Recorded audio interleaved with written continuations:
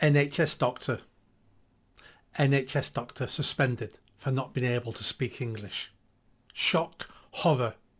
Until you find out it's the 6th time she's been suspended. 6th time. Did they not realise she didn't learn English after they suspended her the first time? And what are we doing employing doctors who can't speak English? And I'm sure she speaks some English, I'm sure of that, but not good enough to be a doctor in the UK. So how did she get the job in the first place? That's the question.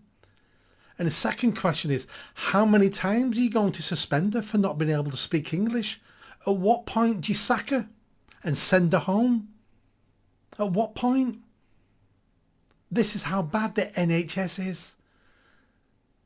Lots and lots of medical staff from abroad buy their certificates, buy their qualifications, or it's someone else's qualification and they just pretend to be them.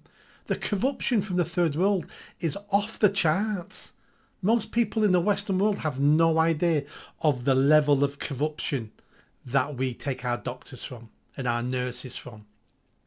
There's many nurses in our country who have no qualifications and just say, I come from Ghana, I've got this qualification, and there's nothing you can do to check it.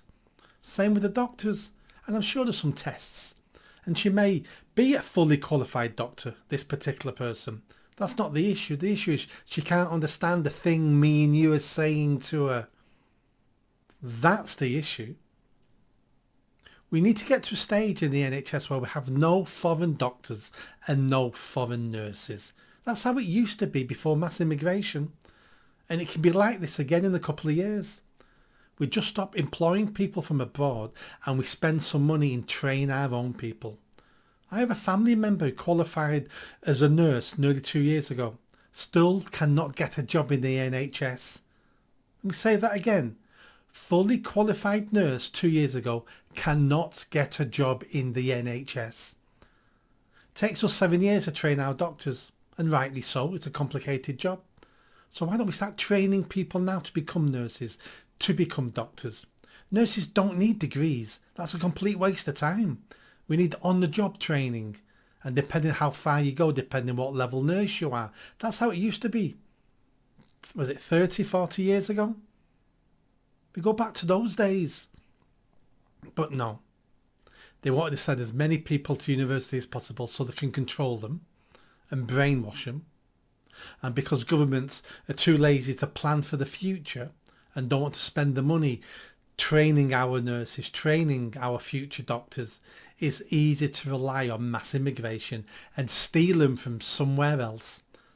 Steal them from the third world will leave those countries poorer and more unhealthy because we've taken their medical staff, the staff they've had to scrimp and save to train, we steal them. But their training is nowhere near as good as our training. It never is. So we're importing inferior versions of British doctors and nurses when we should be employing more of us, the people who live on this island, and using our taxes to fund them, their training, and then we'll get a better service. But this is just one example of why the NHS doesn't work. We have doctors who do not understand English, and it's been warned about 6 times and have been suspended 6 times because they don't speak English. Suspended, that's not sacked. Suspended means full pay. That's what that means. This doctor's probably gone on all day, gone to see her parents back home in India or wherever she's from. This is ridiculous, absolutely ridiculous. We need to look at who's recruiting these people and why she wasn't fired the first time she was suspended. Fired and sent home. As simple as that. She'll be a good enough doctor at home because she'll speak the language. Nothing works in our country. Nothing works anymore.